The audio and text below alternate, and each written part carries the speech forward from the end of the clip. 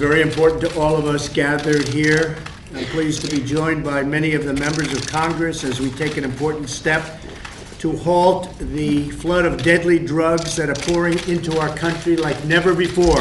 Today, we had a beautiful bipartisan moment where Democrats and Republicans are working together to keep that fentanyl out of our country, to use these devices to accomplish that goal. It's not perfect. We need to do a lot more. But today was a very good step, and I want to praise all of the people, Democrats and Republicans and the President, for working together on this bill. The crisis of fentanyl in our communities is not a Democratic problem or a Republican problem. It's a problem that we all share. And this legislation, the INTERDICT Act, reflects our ability to come together when we share common concerns and can find a path forward. This law directs the Department of Homeland Security to provide additional tools and resources to detect and intercept the supply of illicit fentanyl.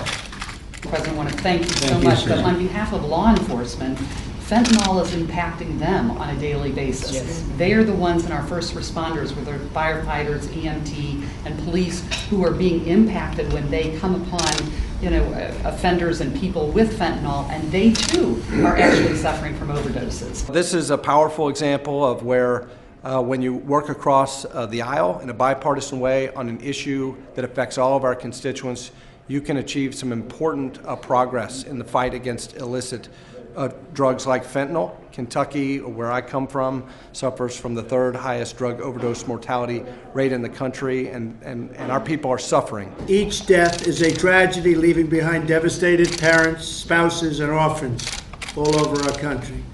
It's reaching every corner of our great nation, and it shouldn't be. 11 people a day in my state of Ohio die from opioid overdose.